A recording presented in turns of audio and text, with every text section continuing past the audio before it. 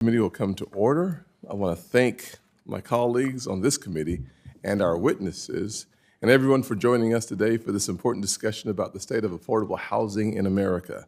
Housing is a deeply personal issue, frankly, to all of us, I think, and frankly, to me as well. My brother and I grew up in poverty. I've said that several times. My mother did everything possible to keep a roof over our head, and frankly, to steer us towards a better life. I learned early on that housing is not just about having that roof over your head. It's really about the opportunity to build a better future. Owning a home has long been the pillar of the American dream. But for too many Americans today, working families today, that dream has slipped further and further out of reach. We must confront the reality that during the Biden administration, housing affordability reached record lows. Mortgage rates have grown by over 150% under President Biden, from just under 2.67% on average in January 2021 to 7% by 2024. Meanwhile, rents have surged by nearly 25% in that same time, putting more pressure on those unable to buy homes and forcing many into unstable living situations. Perhaps the most devastating statistic of all is that homelessness has hit a record high, an 18% increase in just 12 months, and a 30% increase since COVID ended. This raises an important question. Why do we continue to confront roadblocks despite massive government investment and support?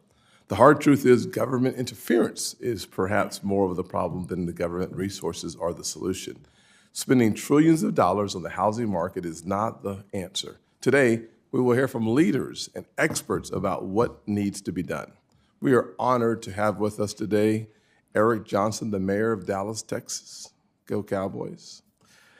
A local official who understands the challenges of housing at the community level. We have Lee Jelinek with us, the Chief Information Officer of United Wholesale Mortgage, who can speak to the impact of federal housing policies, and also Edward Glazer, a respected academic from Harvard University who brings a much-needed perspective on the economics of housing, and Renee Willis, the interim president and CEO of the National Low-Income Housing Coalition. The good news is we have a diverse group of experts who could speak to the issue that impacts all Americans in a way that I believe will improve our ability as a committee to get things done, frankly, not even in a bipartisan fashion, in a nonpartisan fashion. This is about American people finding their path to the American dream, and not about Republicans or Democrats scoring points or making points. Frankly, let's make a difference together. I look forward to your insights in discussing real, workable solutions to what most Americans consider a crisis. We need to take a different approach that embraces efficiency, deregulation, and getting the federal government out of the way.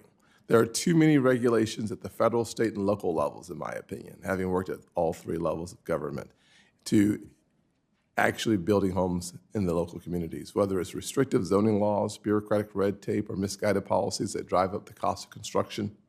Policymakers at all levels of government must take a hard look at what's really preventing the housing supply from keeping up with housing demand. That's why my legislation, the Road to Housing Act, seeks to make targeted reforms that will actually work. This legislation would reduce regulatory barriers, streamline the development process, and ensure that taxpayer dollars are used most effectively. I've seen firsthand from local communities that they are best positioned to address their housing challenges. The federal government should not dictate a one-size-fits-all housing program. Instead, we must empower states and local governments to adopt policies encouraging responsible development and increasing housing supply. Let's be clear. Housing should not be a partisan issue. Can't say that enough, because it's just about people realizing their version of the American dream, plain and simple. That's why I urge my Democratic colleagues to work with me and all of our members on the right in our approach to the Road to Housing Act. By working together, we can reverse decades of failed housing policies and bring about real change for tens of millions of Americans who need it the most. I look forward to today's discussion and working with my colleagues on both sides of the aisle to advance policies that will restore the American dream of home ownership and put more Americans on the path to success while closing the gap on wealth in this country. Thank you, and I look forward to hearing from our witnesses and our ranking member. Thank you, Mr. Chairman.